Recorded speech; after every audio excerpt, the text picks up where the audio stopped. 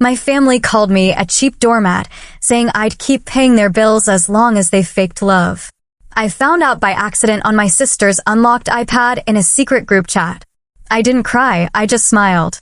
What I did the next day made them all go silent. Imagine being called a cheap doormat by your own family, while they laugh about how you'll keep footing their bills as long as they fake a smile. Well, one night, I stumbled onto the ultimate betrayal, a hidden group chat that laid bare their chilling plan to exploit me. I didn't scream, I didn't cry, but the very next day, I invited them all to lunch, and by dessert, they couldn't swallow a single word. That morning, I woke before my alarm, sunlight painting lazy stripes across my bedroom walls. For a brief moment, the quiet felt almost gentle. My landlord, Cora, was already up, moving slowly. Her arthritis always made mornings a struggle, but she was stubborn, the way only someone who'd seen too much of life could be. I brought her the usual, chamomile tea with honey and her pills laid out next to a small orange slice. It wasn't much, but she always looked at me like it was everything.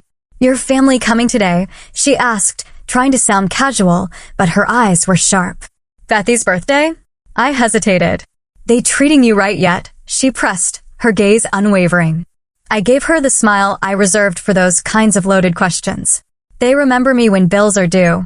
That counts for something, right?" She let out a low, raspy chuckle. "Honey, let them remember you when you stop answering."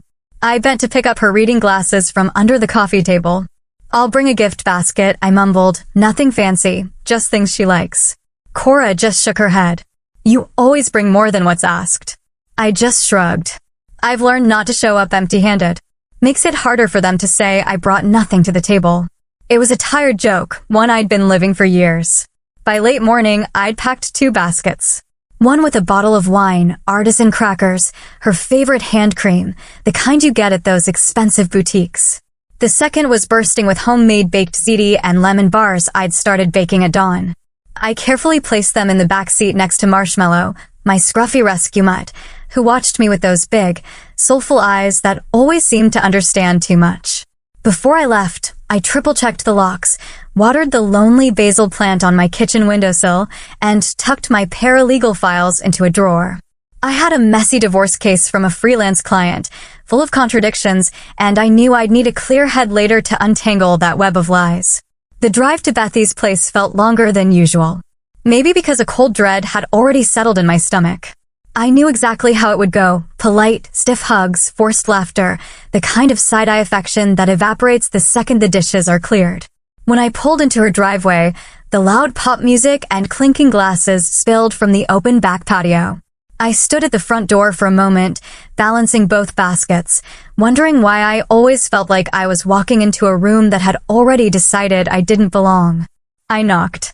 No answer. So, I just let myself in. The kitchen smelled like takeout pretending to be gourmet. Wine bottles lined the counter, a half-eaten charcuterie board sat under a plastic cover. I called out a soft hello and placed the baskets neatly on the table. Finally, Bethy poked her head in. "Oh, hey Arlena. You didn't have to bring anything." I gave a small, tight smile. "Just a little something I threw together." She smirked. "You and your baskets. So wholesome." From the patio, someone laughed a little too loud. It was my brother-in-law, Derek. "Look who brought another casserole." Arena's solution to everything. Bake it or pay for it. The word stung, a familiar burn. But I swallowed them, just like I'd been trained to since childhood. I reached for a glass of water from the sink, steadying my breath. I'd learned long ago that arguing didn't change their minds. It only confirmed their opinion of you being too sensitive. I sat at the edge of the kitchen island, barely noticed. Conversations blurred around me, high-pitched, pointless chatter about spin classes, spa days, who was splitting which Airbnb for their fall trip. That's when I saw it. Bethy's iPad, unlocked, screen still glowing, left right next to the cheese knife. I didn't mean to touch it. Honestly, my hand moved out of pure instinct. I used to help her with tech stuff, setting up passwords, syncing her calendar, and my fingerprints still worked. The screen opened right to the Messages app. A thread was already highlighted. The title made my breath catch, Doormat Club. Curiosity burned hotter than caution. I tapped it, and there it was. Thread after thread. My mother, Bethany, our cousin Mia, and Derek. sending screenshots of my Venmo payments, messages I'd sent asking about overdue rent, even photos of the grocery bags I'd dropped off when Mom couldn't get out in the heat. They'd turned me into a running joke. She thinks she's helping. Bless her, she's addicted to being needed. Got a dentist bill? Cue tears. She'll cover it. Just send her a photo of Mom looking tired. And then, my mother's words, unmistakably hers. She's not family. She's a wallet with a sad smile. I didn't gasp. I didn't cry. My hands didn't even shake.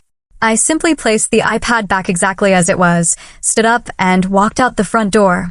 No one stopped me. As I drove home, the streetlights flickered on, one by one, as if bowing their heads. I turned off my phone halfway through the drive. I didn't want to risk a "Hey, where'd you go?" text, sent out of guilt, not genuine care. I pulled into the driveway, let Marshmallow out, and sat on the stoop as the last glow of daylight disappeared. Inside, I poured a glass of water. No wine, no drama. Just silence. I opened the small jewelry box where I kept the glass bracelet my mother gave me when I was 8. It used to mean something. Used to remind me of bedtime songs and pancakes on Sundays. I took it out, placed it on the coffee table, and stared at it.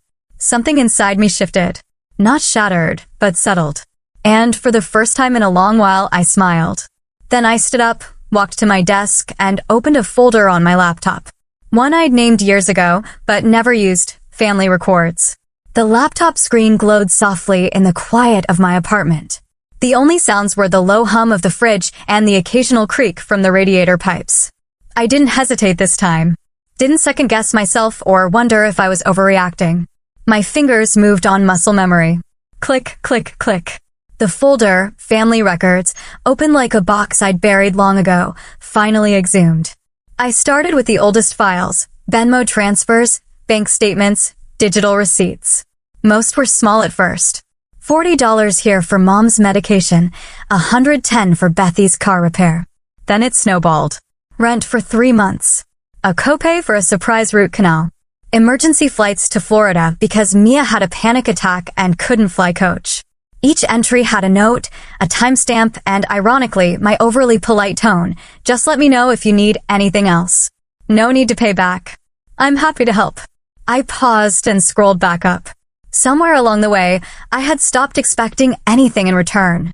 I wasn't being generous. I was being groomed. By the time I got to last year's records, the total was over $117,000. I leaned back in my chair and let the number sit with me. $117,000. That wasn't just help. That was funding. That was being the unofficial bank of a family that laughed behind my back and called me a wallet with a sad smile. And I'd kept the receipts, like a fool who still hoped one day they'd say, "Thank you." The screen blurred for a second as a dull ache built behind my eyes.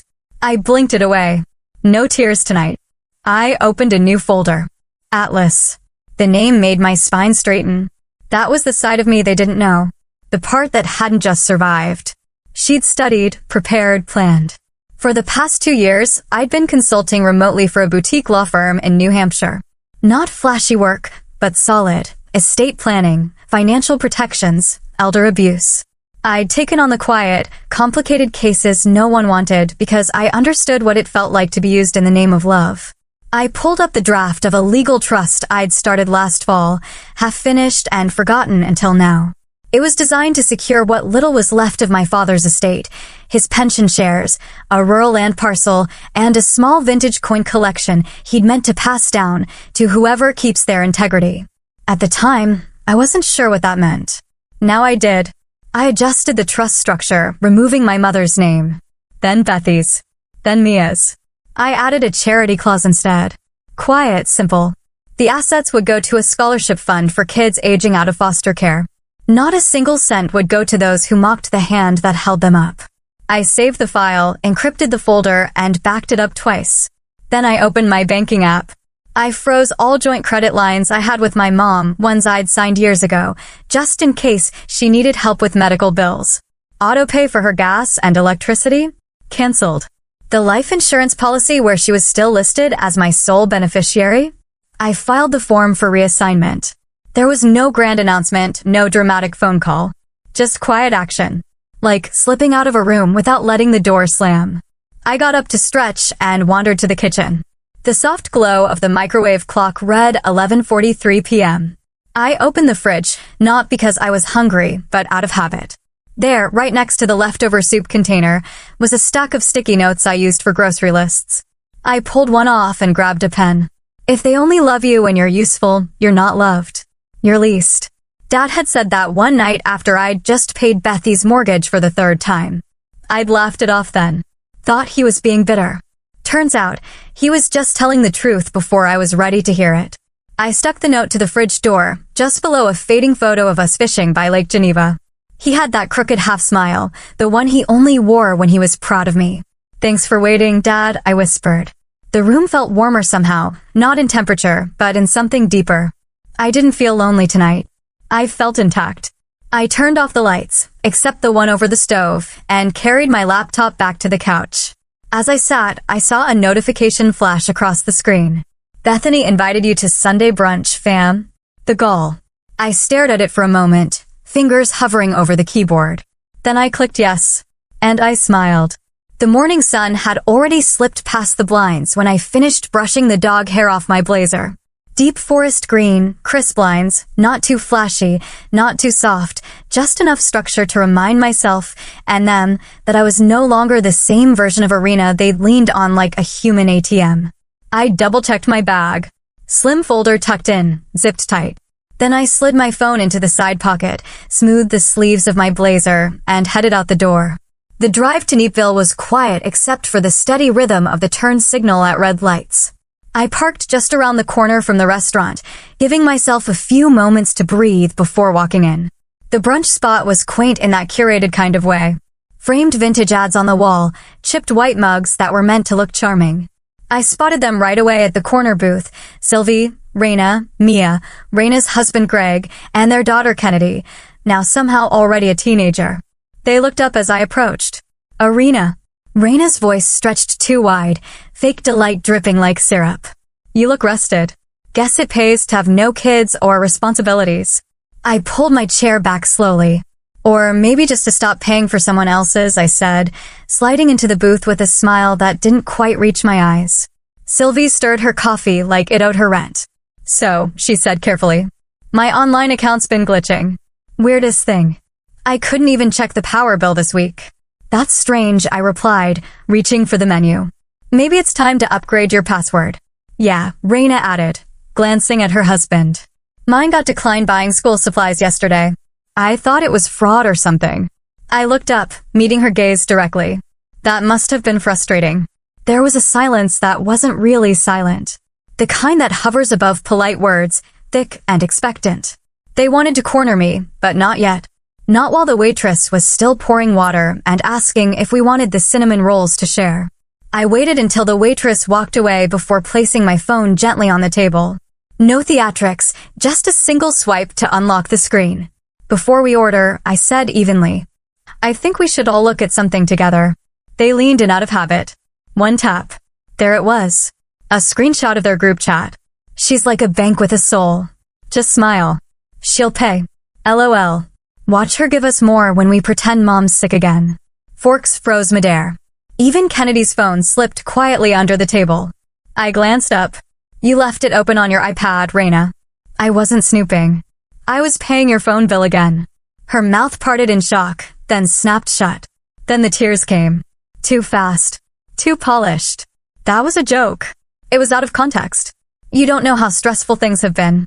Greg got furloughed and the dental bills." My voice was quiet, flat. "You don't need to spin this." Sylvia cleared her throat, playing the elder card. "We've all struggled, Arlena. You always had more, and family helps family, right?" I nodded slowly. "I didn't mind helping," I said. "I minded being lied to. It wasn't loud. No shouting. No slammed napkins. Just a shift in the air, like the moment before a storm when the birds fall silent, and even the trees seem to brace themselves." I reached into my purse and pulled out the folder. Mia tensed. Raina's hand hovered near her coffee. Sylvia looked away. I opened the folder and laid down the first paper. Raina's cosmetic surgery invoice, labeled and dated, paid in full. Then Mia's 3 months of back rent. Next, Sylvie's copay from that hospital visit she insisted was an emergency. One by one, they formed a quiet pile. $117,000, I said, almost whispering. This isn't help. This was a system. I just didn't know I was the only one who didn't realize it. Greg shifted uncomfortably. Hey, maybe this isn't the place. No, I said, turning toward him. It's exactly the place. Because this was never just about money. It was about trust. About being used. Raina looked ready to crumble. We needed it. I cut in gently. Then you should have asked, not plotted. Sylvia blinked hard. So what now, Arlena? You just cut us off. I took a slow sip of water. Let the pause stretch long enough to let the silence sting. No, I just see clearly now, that's all. I pushed my chair back and stood up. Oh, and the house, I added, brushing imaginary crumbs off my lap. You'll need to be out by Thursday. I didn't look back. Not at the table. Not at Raina's frozen expression. Not even at my mother's slightly trembling hand clutching her fork. I walked straight out of that sunlit brunch spot and let the door swing shut behind me. Outside, the Illinois air carried a breeze sharp enough to sting, but my skin didn't flinch. I got in my car, buckled up, and just sat for a moment, both hands resting on the wheel, calm, or something trying hard to resemble it. The keys to the house weighed differently in my purse now. No longer symbolic of shared space or guilt-soaked generosity. Now they felt precise, decisive, like tools or weapons. The drive home was familiar and quiet. Monday morning traffic hadn't thickened yet. I passed the corner store where Sylvia used to buy cheap birthday balloons. Drove past Raina's favorite salon, paid for more than once with emergency transfers from my account. And then I turned onto my own street, lined with the same sleepy maples that had stood guard for decades. But as I pulled into the driveway, the glow of the porch light sliced through something in me. It shouldn't have been on. I hadn't been home in 4 nights. And there it was. Raina's laundry basket, sitting halfway up the front steps, one pink hoodie drooping out like a flag of entitlement. A pair of gym shoes thrown beside it. Inside, through the slats of the blinds, I spotted Mia's reusable water bottle on my coffee table. My couch, my mug on the windowsill had lipstick, not mine. It wasn't home anymore. It was a waiting room for people who never planned to leave. I didn't go inside. Instead, I drove to my lawyer's office in downtown Neepville. I'd called ahead before leaving the restaurant. Asked for a short consult. No details, just I'm ready now. Mr. Keeley greeted me in the lobby with a folder already in hand, eyes kind but questioning. You're ready to initiate? Yes, I said, sitting down across from him, not bothering with small talk. I want to file for possession. 72-hour notice for unauthorized residence. He blinked. Family? Yes. A pause, then a nod. Then I'll be delicate, but direct in the language. I slid a copy of the deed across the table. Clean, untouched. My name, Arena D. Westlake, sat alone, bold and unshared at the top. No add-ons, no co-signers. Just me. I never added anyone, I said quietly. His eyes scanned the document, then looked up. They've been staying there for how long? Years. He didn't say anything judgmental. Just started typing. Papers printed. I signed, he witnessed. By the time I left his office, the sun had started to dip. The streetlights flickered in competition with the amber lights settling across the trees. I stopped by the locksmiths on my way back, handed them the specs, and set the appointment for 8:30 p.m. At precisely 8:28, 2 young men in navy polo shirts rang the bell and changed every lock on every exterior door without asking a single question. When they finished, I handed each of them a tip in cash and thanked them softly. The old keys I slipped into a brown paper envelope and set on the fireplace mantel, a quiet ending. Then I printed a short notice in 14-point font and taped it to the inside of the front door's glass pane. Resident status changed. Please retrieve personal belongings by Thursday at 8 p.m. Entry will not be granted after that. Within an hour, the calls started. Raina's number popped up first. Decline. Then Mia. Then Sylvie. Text messages buzzed in. Is this a joke? Arena, what are you doing? You can't be serious. Then came the voicemails. You're being cruel. You said you loved us. We're your family. I walked away from the phone, turned on the record player in the living room, and dropped the needle on an old Dinah Washington album. Her voice rose and swirled through the air, pushing back the desperate ringtones like fog receding from light. I sat in the armchair, let my hands rest. Then I stood, walked slowly to the hall closet, and pulled down a shoebox wrapped in faded paper. Tucked inside were old birthday cards, a train ticket from my first trip to Boston, and beneath them, a folded note, worn at the creases, in Aunt Geneva's handwriting. The ink just a little blurred from time and maybe a few tears. There is dignity in boundaries. Love that costs your soul isn't love. She'd left me this house. Everyone thought I'd bought it, or that someone else had helped, but Geneva had done it quietly, with one condition: wait. Give them time, she told me before she passed. Let's see who they become. I had waited years. Through skipped payments and guilt trips. Through Raina's passive digs and Sylvie's tight-lipped silence whenever I asked for clarity. Through the whispers that I was too sensitive and overreacting anytime I questioned the open-ended nature of their stay. And finally, when I whispered back to that note, I've waited long enough, I meant it. I set the box back gently, closed the closet, and moved through the house like it was new again. I didn't cry. I hung new photos above the staircase. One of me on a solo trip to Bali, a Polaroid of Aunt Geneva with her head thrown back in laughter, a framed program from my master's graduation. And on the mantel, a small ceramic bowl I'd made last year in grief therapy. Crooked, but solid. Each piece reclaimed space that had been silently borrowed by people who never asked permission. I moved Raina's things into bins, labeled them. Mia's makeup bag.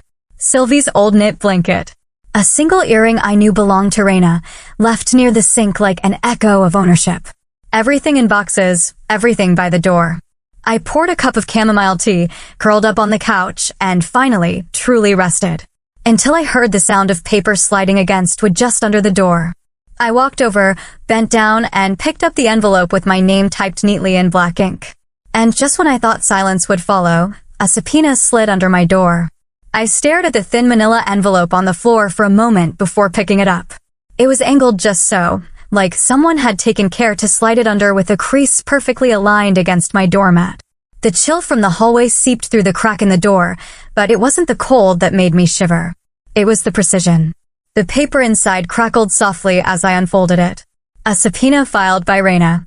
The accusations: unlawful eviction, financial exploitation, emotional distress. I let out a soft exhale, sharp at the end. My first instinct wasn't rage or even fear. It was a bitter kind of amusement. I walked to the kitchen, laid the document on the counter, and leaned on my elbows.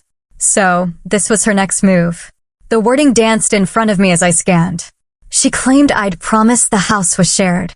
She cited a years-old string of text messages, ones that, taken out of context, might sound like I had invited her to stay indefinitely. She really wants to fight this in court, I murmured, shaking my head slowly. She's forgotten who taught her to read contracts in the first place. The next morning, I met with my attorney in a quiet office downtown. I arrived 10 minutes early, coffee in hand, and a burgundy leather folder under my arm. It was the same folder I'd once used for PTA budgets and family schedules. Ironic, given its new contents. Inside were the deed, in my name, always had been. 10 years worth of utility bills, mortgage payments, maintenance receipts. Every dollar mine. And the killer blow, screenshots of their group texts, the ones where Raina and the others called me a cheap doormat. Joked about draining me dry. And once, chillingly, Raina had typed, she'll keep paying if we just fake love. Watch. My attorney, Mrs. Lang, a woman in her 60s with eyes sharper than broken glass, flipped through the folder in silence. Her finger hovered over the group chat printouts. She looked up at me. They handed you your defense and your dignity. I let that settle between us. No need for a smile, no victory lap. Just clarity. The pretrial mediation was scheduled for the next afternoon. It was held in a small, nondescript conference room inside the courthouse. Beige walls, faux wood table, and a clock that ticked too loudly. Raina walked in with a tissue already in her hand, eyes misted but dry. She had that sheepish tilt to her head, like someone who'd just been caught sneaking candy, but wanted you to feel bad for her anyway. I never wanted it to come to this, she said, voice cracking just enough to sound practiced. We were a family. I didn't think you'd change. I said nothing. The mediator, a calm, middle-aged woman with a notepad and a tired expression, asked if I had anything to share before opening negotiations. I slid one photo across the table. Just one. A screenshot of Raina's message. Arena will keep paying if we just fake love. Watch. The mediator went silent. Raina's face flushed immediately. Her mouth opened, but no words came out. Just a faint gasp, like she'd lost her line in a play she'd written. I'm not angry, I said quietly. I'm done. She blinked, caught off guard. This isn't revenge, it's relief. With that, I stood and left. No threats, no raised voices. Just my heels clicking across the tile floor, steady and final. By the time I made it across the street to a small cafe, the emotional heaviness was beginning to lift. I chose a corner table near the window, the kind of spot where you could disappear into the hum of downtown life. I ordered a plain coffee, black, no sugar, and watched the courthouse entrance across the street. I didn't check my phone at first. I just sat with the warmth of the mug between my palms, breathing in the quiet. It felt earned. But eventually, the screen lit up. 27 unread messages. Raina, our mother, even my brother, who hadn't said more than 10 words to me since last Christmas. Some pleaded, some accused. One simply read, "Who are you now?" I didn't respond. Instead, I glanced at my reflection in the cafe window. The woman looking back at me didn't look bitter. She didn't look afraid. She looked free. I took another sip, the coffee grounding me. The outside world blurred behind the window glass. And for once, it didn't matter who was watching. I left the cafe as the sky began to darken.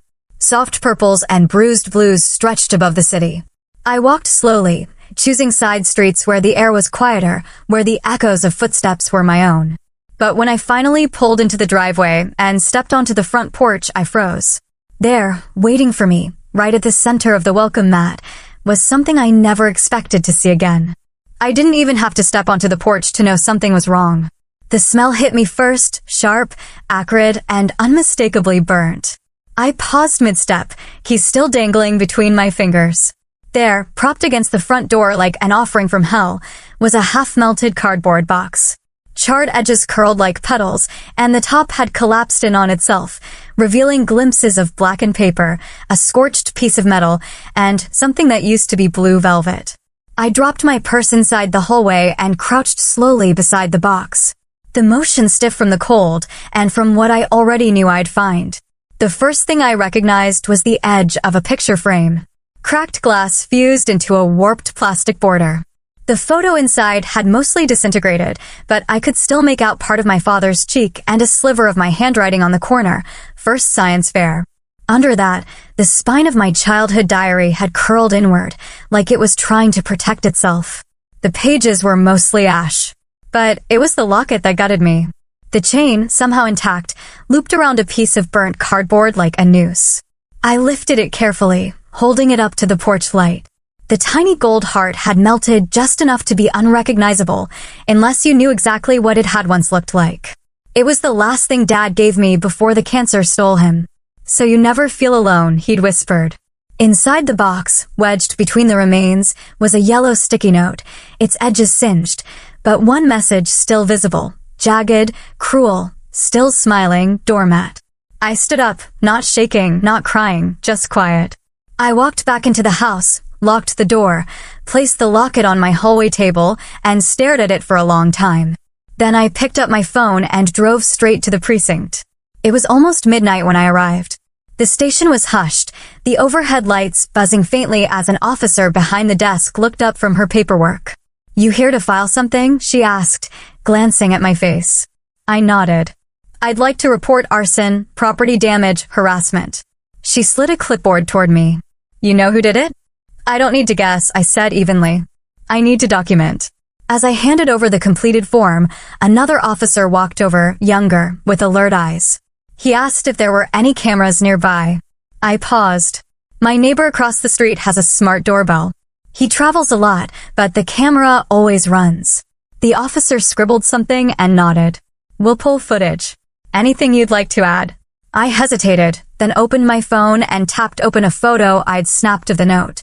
They wanted me to know it was personal. That wasn't random vandalism.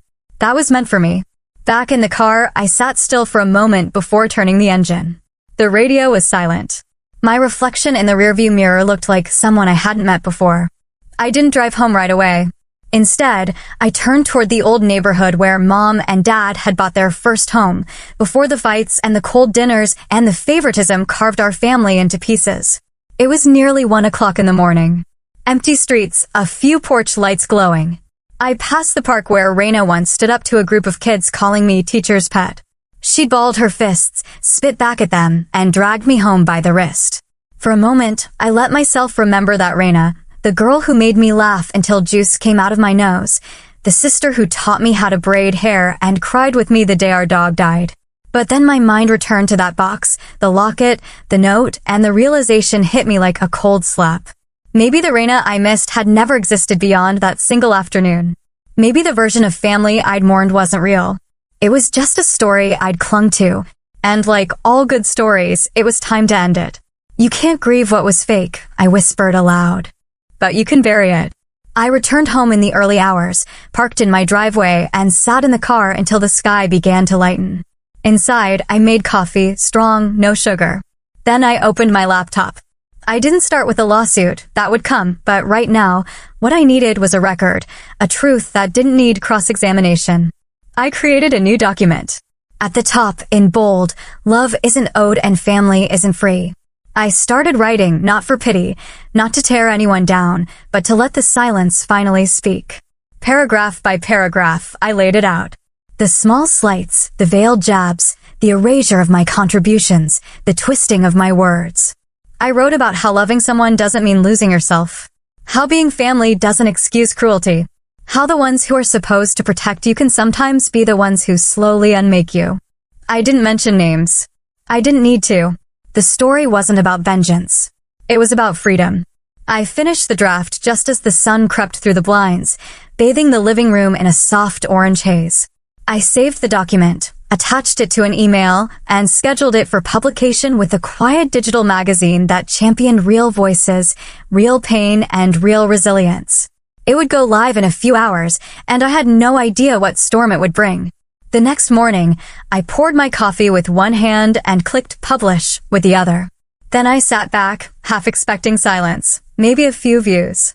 Maybe someone from my grief support group would read it and nod along. But within an hour, I saw the first wave hit. It started slow. A single share from a parenting blog, then a reshare by someone in Minnesota. A comment from a woman named Tanya, "You put my life into words." Then 20 more comments, then 200. By lunch, it was everywhere. The title, "Love Isn't Owed and Family Isn't Free," was now trending on 3 platforms.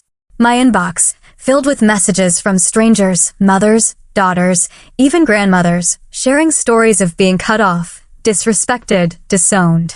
Some shared screenshots of their own family group chats, ones that looked hauntingly like mine. I'd blurred the names in my screenshots. I made sure never to directly identify anyone, but the language, the words they used were unmistakable. Anyone in my circle could recognize them, especially Raina and her fiancé. Around 2 p.m., my phone buzzed with a headline screenshot, "Civic Futures suspends CTO over viral post fallout." I stared at it in disbelief. That was Raina's fiancé's company. His car had been caught in the surveillance footage from the night someone burned my belongings. It didn't take long for people to connect the dots. Public pressure did the rest. I didn't celebrate. I didn't gloat. I just breathed. Around 3:30, my phone rang. Mom blinked on the screen. I didn't pick up. The voicemail came through seconds later. Her voice was sharp, trembling. "So, you went ahead and aired our dirty laundry to the world. Is that what you needed, Arlena? More attention? You've always been dramatic, always making everything about you. You think you're the victim here? You're not." I didn't cry. I just saved the voicemail. I wasn't keeping it out of spite. I just wanted to remember what it sounded like when someone tried to shame me for telling the truth. I thought that would be the worst of it. But an hour later, something unexpected popped up.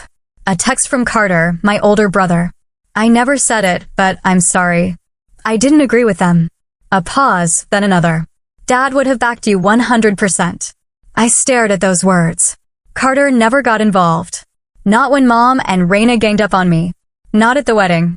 Not even when I moved out and no one visited. I didn't text back, but I didn't delete it either. That night, I curled up on the couch with my laptop, notifications still buzzing every few seconds. I muted them and opened an email that had been sitting unread in my inbox for an hour. The subject line read, "Your essay, your voice. Let's talk." It was from a journalist at one of the largest women's columns in the country. She said she'd read my essay 3 times, said it made her cry, said her own sister had blocked her on Facebook last Thanksgiving, and no one in her family even mentioned it. "We want to run a feature," she wrote. "Not just about your story, but what it means for so many women out there who feel trapped in toxic family dynamics." I read her message twice before I replied. "I'm open, but only if we leave names out of it. This isn't about destroying people. I don't want revenge. I want others to feel less alone." She wrote back within minutes. "That's exactly what we hoped you'd say." The article was set to run in a week, but the real firestorm was already spreading. By Friday, Raina and my mother were scrambling. They started posting vague things online. Raina shared a picture of a flower arrangement with a caption, "Some people crave chaos more than peace." Later that day, Mom commented under a thread discussing my piece. She edited the screenshots. They weren't even real. But people weren't buying it. Underneath that post, I saw names I hadn't heard in years. Janine, my old neighbor, commented, "I was at the wedding. I saw how y'all treated her. Don't gaslight people now." Then Mr. Hanley, my high school English teacher, "I've known Irina for over 20 years.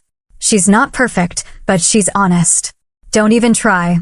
Then there were the silent ones, family, friends, distant cousins. They didn't comment, but they liked every word defending me. Raina tried to save face.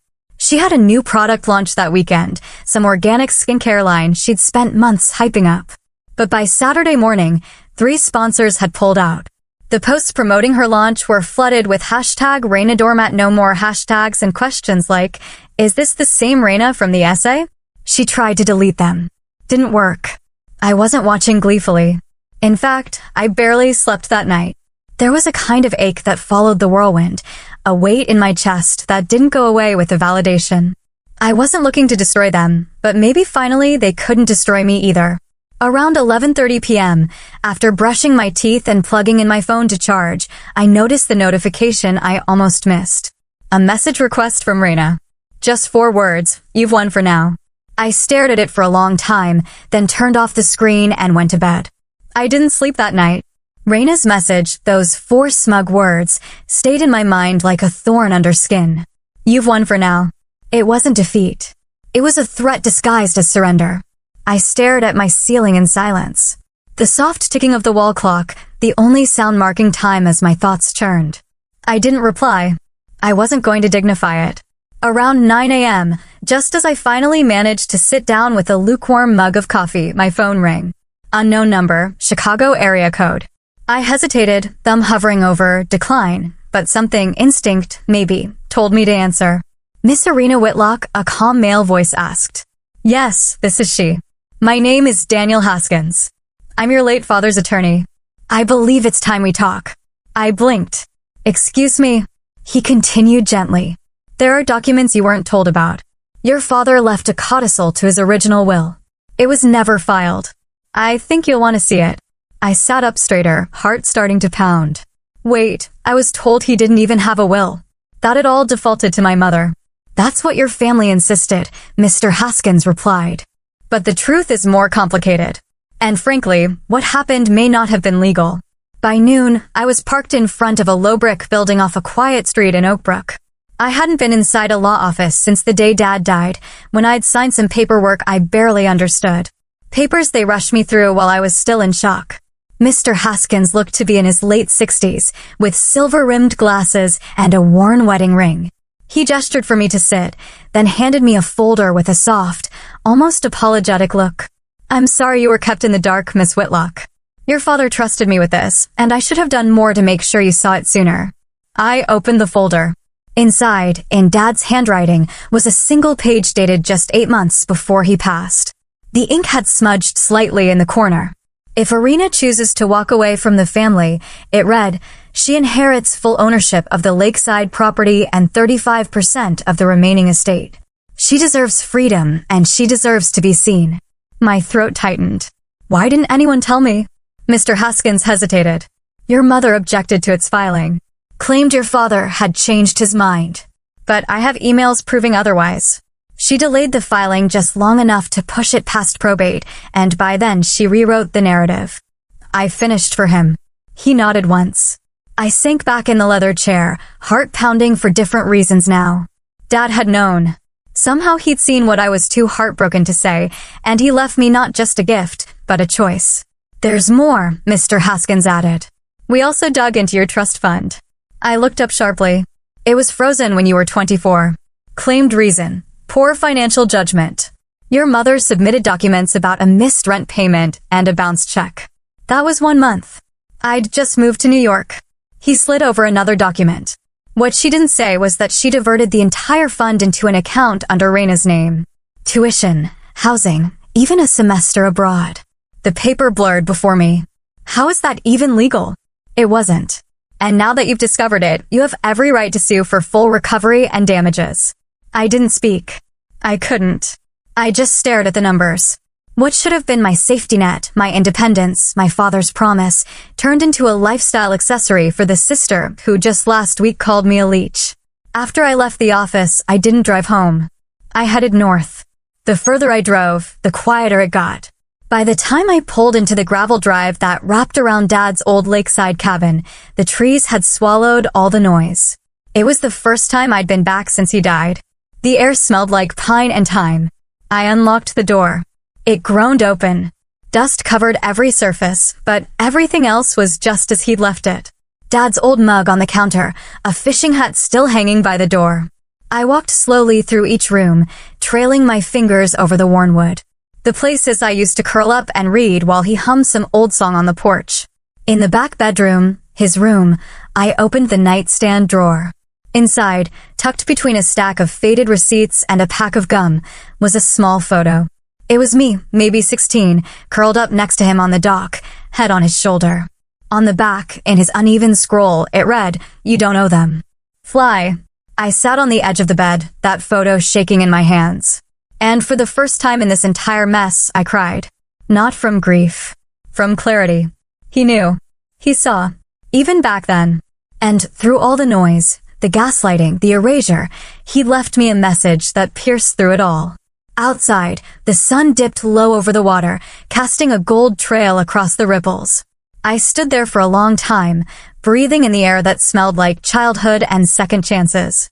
Then I reached for my phone. I scrolled to a name I hadn't called in years. Not Raina.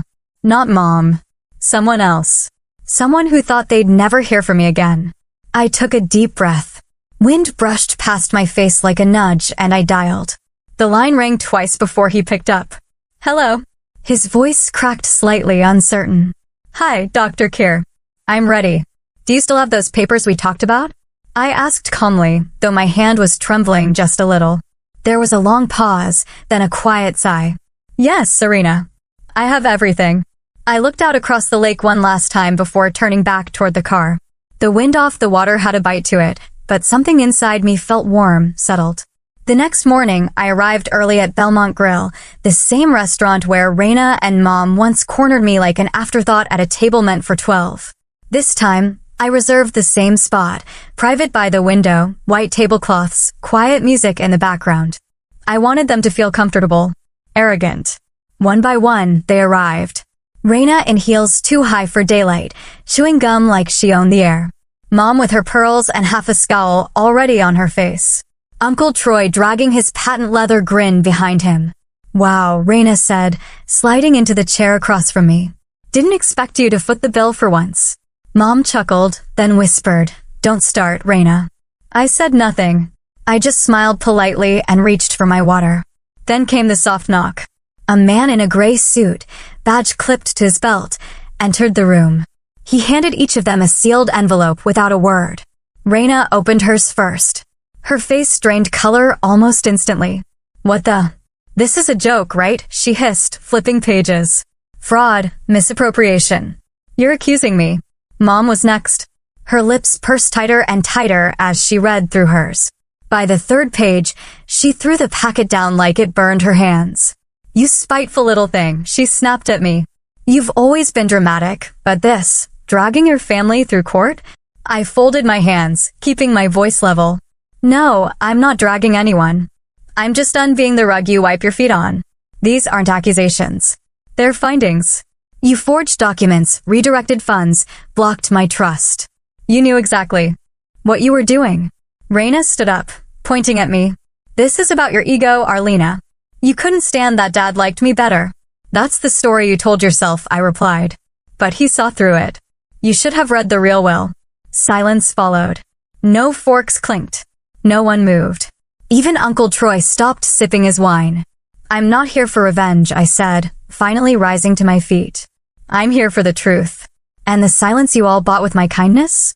That contract's expired. As I walked out, I didn't glance back. Later that afternoon, on the courthouse steps, cameras flashed. Raina's lawyer shoved a microphone away. My mother shielded her face with a designer handbag, but the reporters kept coming. Ma'am, can you comment on the trust discrepancies? Do you deny redirecting Arlena's inheritance? Is it true the lake house wasn't listed in the family's final declaration? They didn't answer. They just looked like shadows of themselves, drawn, brittle, and exposed. I kept my pace steady as I passed the crowd. A young reporter jogged up beside me. Miss Arena, anything to say to your family today? I paused for a second, adjusting my scarf. Then I looked into the lens and said, I just hope they learn what love without conditions looks like. That night, I drove back to the lake house. The porch light flickered as I stepped inside, my bag over one shoulder. The warmth of the wood cabin welcoming in a way I didn't expect. I hadn't touched the old desk in the corner since I'd first found the photo. But tonight, I had something to place on it. A brass plate etched with, the Doormat Project. Below it, the mission, support for adult children recovering from family coercion and emotional neglect. The foundation was live. A small team of volunteers, a budget carved from the settlement, and plans to launch workshops, publish resources, and offer quiet space for people who grew up like me. People taught to shrink in exchange for peace. While filing some papers, I noticed a thick envelope tucked inside the back of the drawer. No stamp, just the name of my father's old law firm. I sat down, hands suddenly cold, and opened it.